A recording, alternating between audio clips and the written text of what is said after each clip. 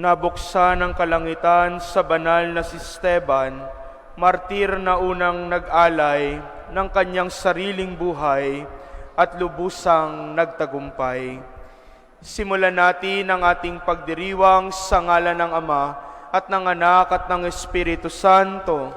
Amen. Sumainyo ang Panginoon. At sumainyo rin. Mga minamahal kong kapatid, habang nagpapatuloy tayo sa pagdiriwang ng pagsilang ng ating manunubos, ginugunita natin ngayong araw na ito si San Esteban, ang kauna-unahang martir ng simbahang Katolika.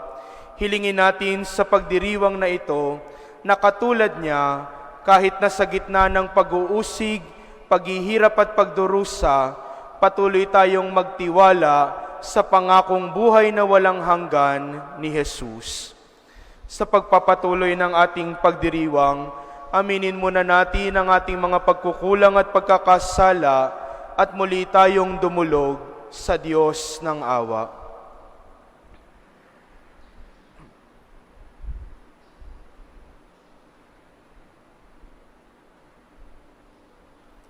Panginoong Jesus, Ikaw ang liwanag ng sanlibutan. Panginoon, kaawaan mo kami. Panginoon, kaawaan mo kami. Kristo Jesus, Ikaw ang Emmanuel, ang Diyos na sumasa amin. Kristo, kaawaan mo kami. Kristo, kaawaan mo kami. Panginoong Jesus, Ikaw ang salitang nagkatawang taong manunubos namin. Panginoon, kaawaan mo kami. Panginoon, kaawaan mo kami. Kaawaan tayo ng makapangyarihang Diyos. Patawarin tayo sa ating mga kasalanan at patnubayan tayo sa buhay na walang hanggan. Amen. Papuri sa Diyos sa kaitaasan. At sa lupa'y kapayapaan sa mga taong kinalulugdan niya. Pinupuri ka namin, dinarangal ka namin, sinasamba ka namin, ipinagbubunyi ka namin, pinasasalamatan ka namin, dahil sa dakila mong angking kapurihan. Panginoong Diyos, Hari ng langit, Diyos amang makapangyarihan sa lahat, Panginoong Hesukristo, bugtong na anak, Panginoong Diyos, Kordero ng Diyos, anak ng Ama, Ikaw na nag-aalis sa mga kasalanan ng sanlibutan, maawa ka sa amin. Ikaw na nag-aalis sa mga kasalanan ng sanlibutan, tanggapin mo ang aming kahilingan. Ikaw na naluluklok sa kanan ng Ama, maawa ka sa amin. Sapagkat Ikaw lamang ang banal, Ikaw lamang ang Panginoon, Ikaw lamang, Hesukristo, ang kataas-taasan, kasama ng Espiritu Santo, sa kadakilaan ng Diyos Ama. Amen. Manalangin tayo.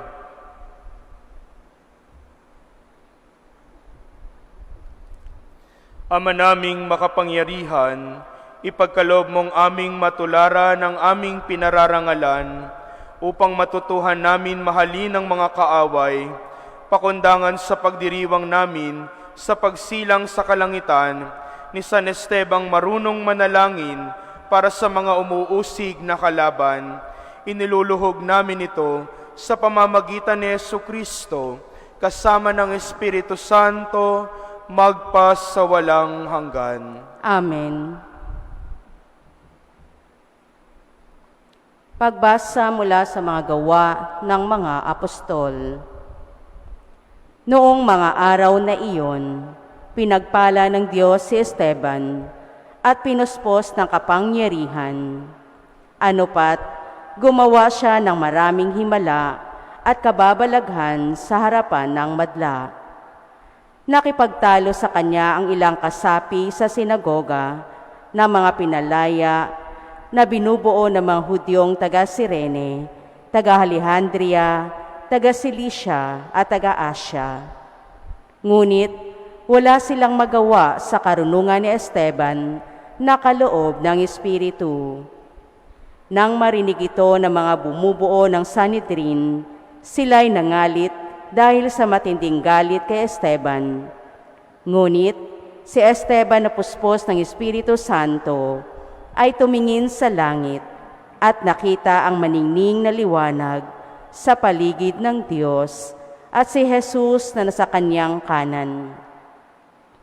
Bukas ang kalangitan, sabi niya, at nakikita ko ang anak ng tao na nasa kanan ng Diyos. Tinakpan nila ang kanilang tenga at nagsigawan. Pagkatapos, sabay-sabay silang dumaluhong sa kanya. Kinaladkad nila si Esteban hanggang sa labas ng lungsod upang batuhin. Hinubad ng mga saksi ang kanilang mga kasuotan at iniwan sa isang binatang nangangalang sa ulo at pinagbabato nila si Esteban na nananalangin naman ng ganito, Panginoong Hesus, tanggapin mo ang aking espiritu. Ang salita ng Diyos. Salamat sa Diyos. Poon sa mga kamay mo, habilin ko ang buhay ko. Poon sa mga kamay mo, habilin ko ang buhay ko. Tanging kublihan ko, ako ay ingatan. Tagapagtanggol ko't aking kaligtasan. Tagapagtanggol ko at aking kanlungan. Ayon sa sabi mo, ako'y patnubayan. Poon sa mga kamay mo, habilin ko ang buhay ko. Sa mga kamay mo, habilin ko'y buhay ko. Tagapagligtas kong tapat at totoo. Magbubunyi ako, magsasayang tunay sa iyong pag-ibig na walang katapusan. Poon sa mga kamay mo, habilin ko ang buhay ko. Laban sa kaaway ay ipagtatanggol mo at sa umuusig sa sinumang tao. Itong iyong lingkod sana ay lingapin. Ingatan mo ako at iyong pagpalain. Iligtas mo ako at iyong sagipin, tanda ng pag-ibig na di nagmamaliw. Poon sa mga kamay mo, habilin ko ang buhay ko. Aleluya, aleluya. Sa Diyos nagliwanag tayo, ang pinagpalang totoo, sa ngalan niya'y naparito. Aleluya, aleluya.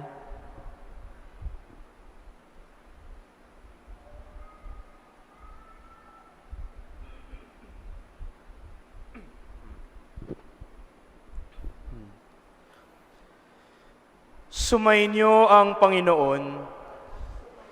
Ang mabuting balita ng Panginoon ayon kay San Mateo.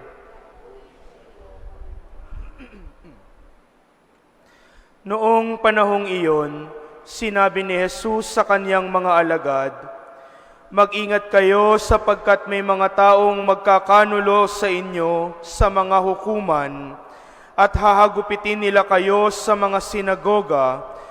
Dahil sa akin, ihaharap kayo sa mga gobernador at mga hari at magpapatotoo kayo sa harapan nila at ng mga hentil. Kapag nililitis na kayo, huwag kayong mabalisa tungkol sa sasabihin ninyo o kung paano ninyo sasabihin. Pagdating ng oras, ito'y pagkakaloob sa inyo, sapagkat hindi kayo ang magsasalita, kundi ang Espiritu ng inyong Ama ang magsasalita sa pamamagitan ninyo. Ipagkakanulo ng kapatid ang kanyang kapatid upang ipapatay, gayon din ang gagawin ng ama sa kanyang anak. Lalabanan ng mga anak ang kanilang mga magulang at papapatay. Kapopotan kayo ng lahat dahil sa akin. Ngunit ang mananatiling tapat hanggang wakas ang siyang maliligtas. Mga kapatid, ang mabuting balita ng ating kaligtasan. Ka namin, Panginoong Hesukristo. Magandang umaga po sa inyong lahat, mga kapatid. Isang maligayang Pasko po sa inyong lahat. Ngayon po ay habang patuloy nating pinagninilayan ang pagsilang ni Hesukristo, ang ating manunubos, ay ginugunita at ipinagdiriwang natin ngayon si San Esteban, isa sa 7 orihinal na diakono ng Simbahang Katolika. Mababasa po natin sa libro ng Gawa ng mga Apostol ang kwento kung paano hinirang at pinili ng mga apostol ang 7 lalaki para maging katulong nila, kasama nila sa paglilingkod sa mga unang Kristiyanong pamayanan sa ating banal na kasulatan. At isa sa 7 iyon, si San Esteban.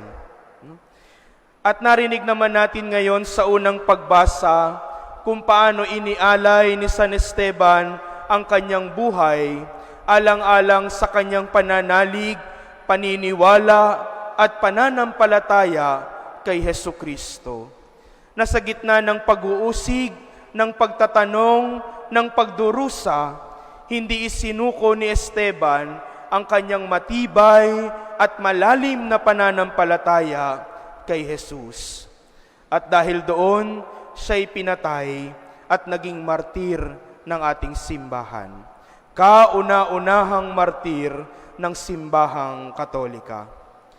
Marahil tinatanong ninyo, Paskong Pasko, pinagdiriwang pa lang natin ang pagsilang ng Panginoon, bakit naman patayan ang unang araw pagkatapos ng Pasko?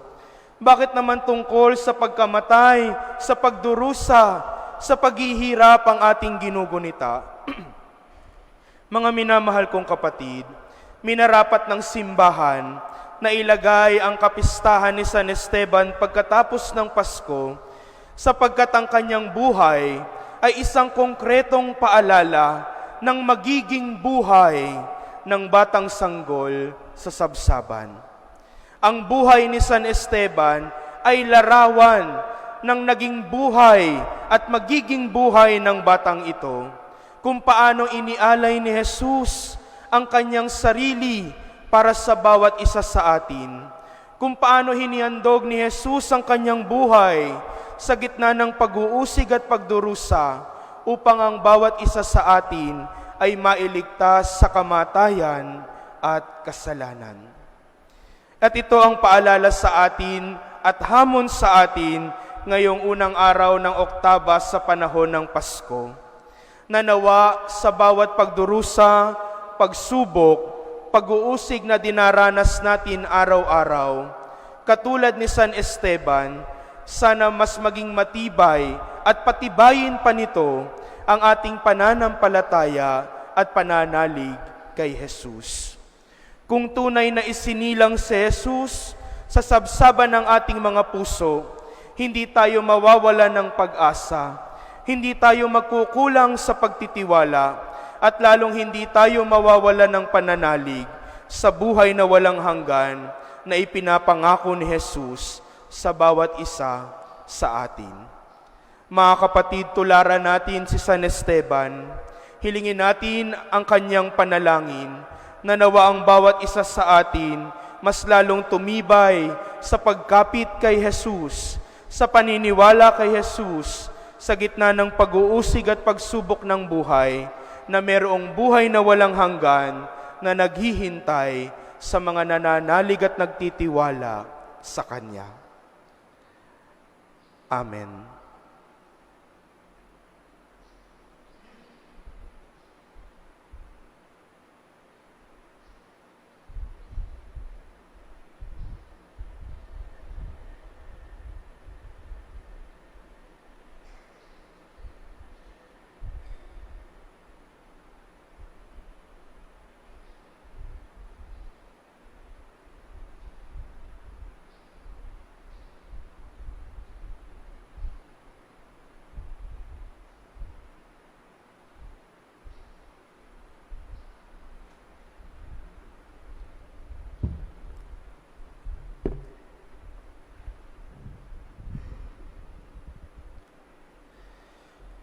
Sa gitna ng panahon ng pagsasaya dahil sa pagsilang ng ating tagapagligtas, ipinaalala sa atin ng simbahan ang krus na inilalarawan ng pag-aalay ni San Esteban ng kanyang sarili.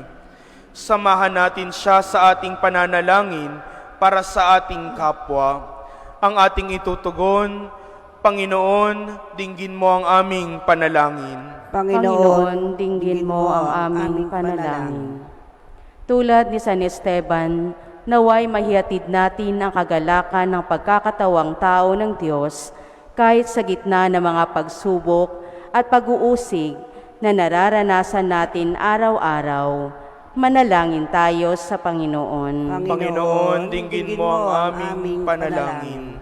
Ang mga pinuno ng pamahalaan, naway makita ang pasasalamat sa pagsilang ni Jesus sa pamamagitan ng kanilang pagsisikap na itaguyod at igalang ang buhay at dangal ng tao.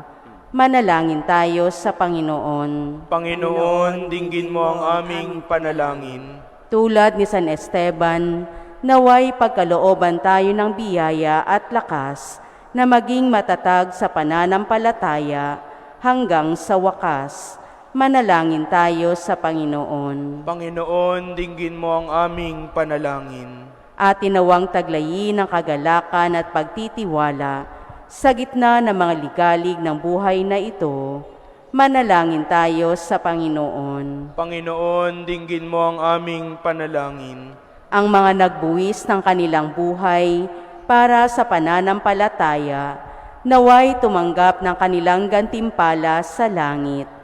Manalangin tayo sa Panginoon. Panginoon, dinggin mo ang aming panalangin. Sa katahimikan ng ating mga puso, idalangin natin sa Diyos ang ating mga sariling kahilingan. Iisama din natin sa ating mga dasal ang mga taong humihiling ng ating mga panalangin, ang mga taong kasama natin sa pamamagitan ng online, at ang mga Kristiyano sa mga parte ng mundo na patuloy na inuusig at nagdurusa ngayon.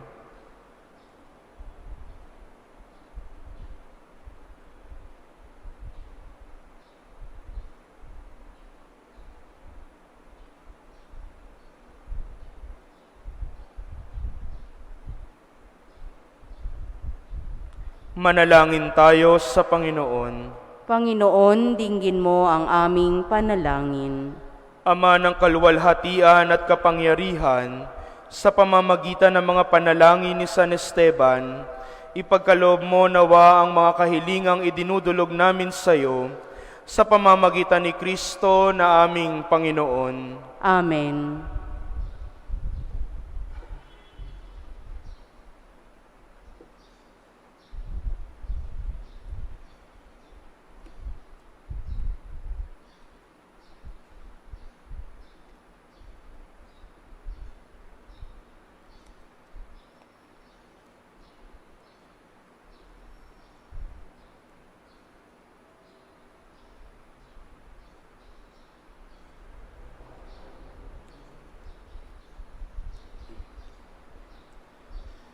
Kapuri-puri ka, Diyos, sa lumikha sa sanlibutan.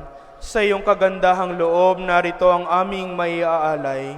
Mula sa lupa at bunga ng aming paggawa, ang tinapay na ito para maging pagkaing nagbibigay buhay. Kapuri-puri ang poong may kapal, ngayon at kailanman.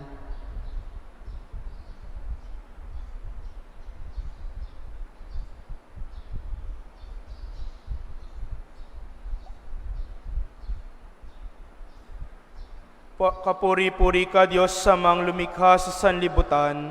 Sa iyong kagandahang loob, narito ang aming maiaalay. Mula sa katas ng ubas at bunga ng aming paggawa, ang alak na ito para maging inuming nagbibigay ng iyong Espiritu. Kapuri-puri ang poong may kapal, ngayon at kailanman.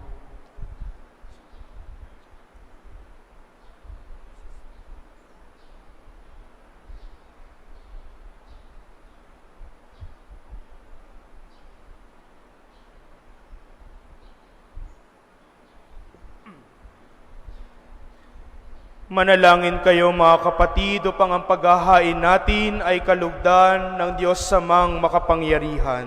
Tanggapin nawa ng Panginoon itong paghahain sa iyong mga kamay, sa kapurihan niya at karangalan, sa ating kapakinabangan at sa buong sambayanan niyang banal. Ama naming lumikha, kalugdan mo ang aming paghahain ng mga alay, na nagpapahiwatig na ang pagpapakasakit ni San Esteban ay maluwalhating idinarangal sa pamamagitan ni Jesucristo, kasama ng Espiritu Santo, magpasawalang hanggan. Amen. Sumainyo ang Panginoon. At sumainyo rin. Itaas sa Diyos ang inyong puso at diwa. Tinaas na namin sa Panginoon. Pasalamatan natin ang Panginoong ating Diyos. Marapat na siya'y pasalamatan. Ama naming makapangyarihan, tunay ngang marapat na ikaw ay aming pasalamatan sa pamamagitan ni Jesucristo na aming Panginoon. Ang anak mong di na naiibas sa amin ay siyang pumawi sa dilim, kaya ngayon ikaw ang aming nababanaagan. Ang anak mong di naiibas sa iyo ay siyang iisang salita mo. Sa katauhan niya, ang iyong sarili aming nakikita. Sa pamamagitan niya, ang iyong pag-ibig ay kahali-halina, kahit ikaw ay lingid sa aming mata. Kaya kaisa ng mga anghel na nagsisiyawit ng papuri sa iyo, nang walang humpay sa kalangitan, kami ay nagbubunyi sa iyong kadakilaan. Santo, Santo, Santo, Panginoong Diyos na mga hukbo, napupuno ang langit at lupa ng kadakilaan mo, hosana sa kaitaasan, pinagpalang na paririto sa ngalan ng Panginoon, hosana sa kaitaasan. Ama naming banal, dapat kang purihin ng tanang kinapal, sapagkat sa pamamagitan ng iyong anak na aming Panginoong Jesucristo at sa kapangyarihan ng banal na Espiritu, ang lahat ay binibigyan mo ng buhay at kabanalan. Walang sawa mong tinitipon ng iyong sambayanan upang mula sa pagsikat hanggang sa paglubog ng araw, maihandog ang malinis na alay para sambahin ang iyong ngalan. Ama, ay sinasamo namin, pakabanalin mo sa kapangyarihan ng banal na Espiritu ang mga kaloob na ito na aming inilalaan sa iyo. Ito nawa ay maging katawan at dugo ng iyong anak at aming Panginoong Jesucristo na nag-utos si pagdiwang ang misteryong ito. Noong gabing ipagkanulo siya, hinawakan niya ang tinapay, pinasalamatan kanya, pinaghati-hati niya iyon, iniabot sa kanyang mga alagad at sinabi, "Tanggapin ninyong lahat ito at kanin, ito ang aking katawan na ihahandog para sa inyo."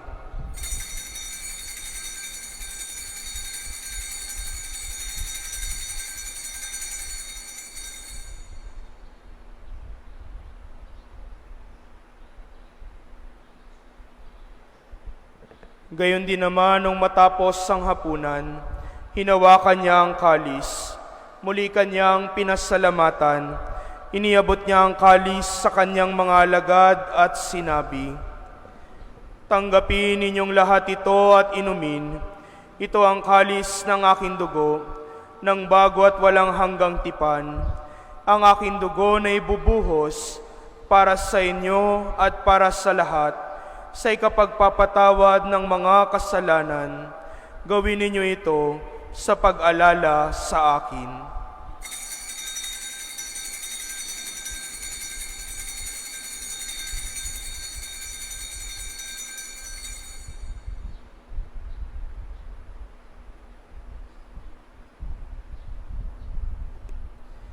Ipagbunyi natin ang misteryo ng pananampalataya. Si Kristo ay gunitain, sarili ay inihain, bilang pagkait inumin, pinagsasaluhan natin hanggang sa siya'y dumating. Ama, ginugunita namin ang pagkamatay ng iyong anak na sa amin nagligtas, gayon din ang kanyang muling pagkabuhay at pag-akyat sa kalangitan, samantalang ang kanyang pagbabalik ay pinananabikan. Kaya bilang pasasalamat, ngayon amin inaalay sa iyo ang buhay at banal na paghahaing ito. Tunghayan mo ang handog na ito ng iyong simbahan. Masdan mo ang iyong anak na nag-alay ng kanyang buhay upang kami ay ipagkasundo sa iyo. Loobin mong kaming magsasalo-salo sa kanyang katawan at dugo ay mapuspos ng Espiritu Santo at maging isang katawan at isang diwa kay Kristo.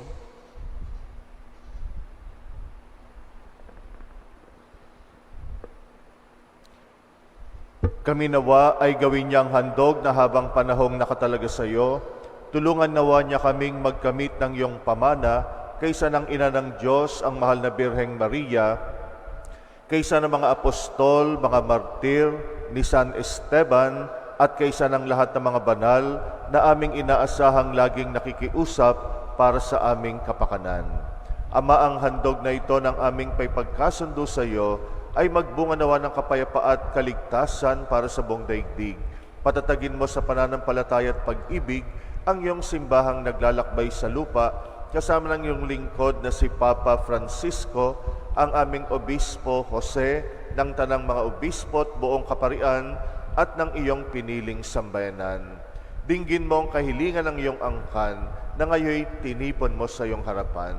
Amang mawain, kupkupin mo at pag-isahin ang lahat ng iyong mga anak sa bawat panig at sulok ng daigdig.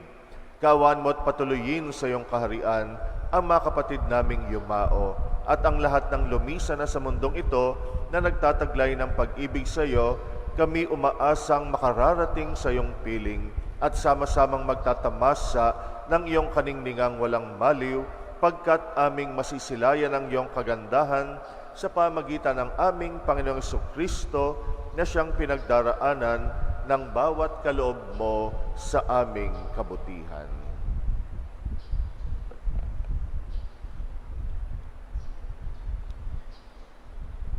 Sa pamamagitan ni Kristo, kasama niya at sa Kanya, ang lahat ng parangal at papuri ay sa iyo, Diyos samang makapangyarihan, kasama ng Espiritu Santo, magpas sa walang hanggan. Amen. Bilang isang pamilya ng Diyos, sama-sama tayong tumawag sa ating Amang nasa langit. Ama namin, sumasalangit ka, sambahin ang ngalan mo, mapasa amin ang kaharian mo, sundin ang loob mo dito sa lupa para nang sa langit. Bigyan mo kami ngayon ng aming kakanin sa araw-araw, at patawarin mo kami sa aming mga sala, para nang sa pagpapatawad namin sa nagkakasala sa amin, at huwag mo kaming ipahintulot sa tukso, at iadya mo kami sa lahat ng masama. hinihiling namin kami adya sa lahat ng masama, pagkalooban ng kapayapaan araw-araw, iligtas sa kasalanan at ilayo sa lahat ng kapahamakan, samantalang aming pinananabikan ang dakilang araw ng pagpapahayag ng tagapagligtas naming si Jesucristo. Sapagkat iyo ang kaharian at ang kapangyarihan at ang kapurihan magpakailanman. Amen. Panginoong Jesucristo, sinabi mo sa iyong mga apostol, kapayapaan ang iniiwan ko sa inyo, ang aking kapayapaan ang ibinibigay ko sa inyo. Tunghayan mo ang aming pananampalataya at huwag ang aming pagkakasala. Pagkalooban mo kami ng kapayapaan at pagkakaisa ayon sa iyong kalooban, kasama ng Espiritu Santo, magpas sa walang hanggan. Amen. Ang kapayapaan ng Panginoon naway laging sumainyo. At sumainyo rin. Magbigayan kayo ng kapayapaan sa isa't isa.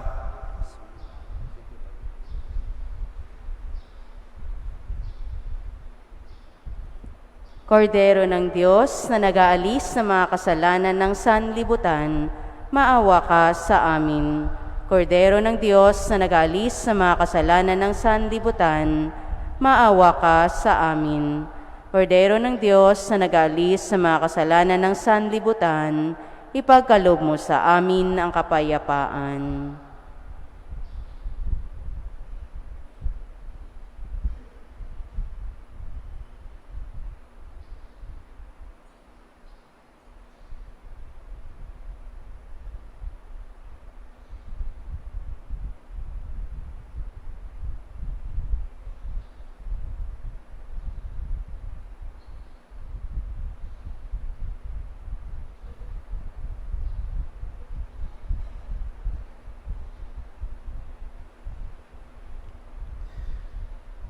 Narito si Jesucristo ang ating manunubos. Siya ang kordero ng Diyos na nag-aalis ng mga kasalanan ng sanlibutan. Mapalad tayong inaanyayahan sa kanyang piging. Panginoon, hindi ako karapat-dapat na magpatuloy sa iyo, ngunit sa isang salita mo lamang ay gagaling na ako.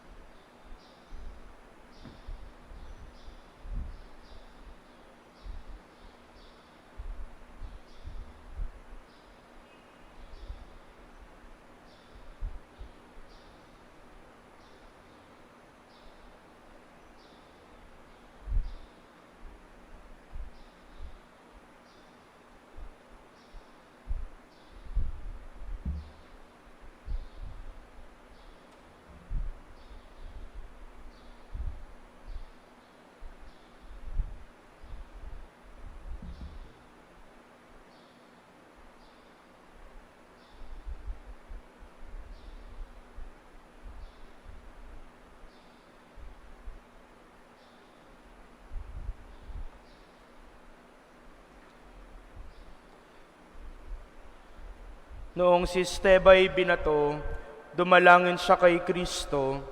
Sabi niya, Pong Jesus ko, habilin ko'y tanggapin mo, yaring aking espiritu. Manalangin tayo.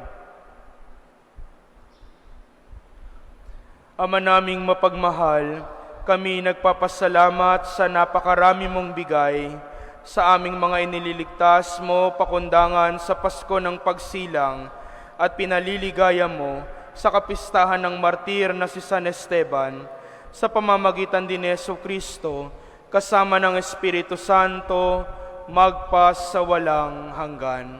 Amen. Sumainyo ang Panginoon At sumainyo rin. at pagpalain kayo at ang inyong pamilya ng ating mapagmahal na Diyos, Ama, Anak at Espiritu Santo. Amen. Tapos na ang ating pagdiriwang, humayo tayong nagtitiwala sa plano ng kaligtasan mula sa Diyos.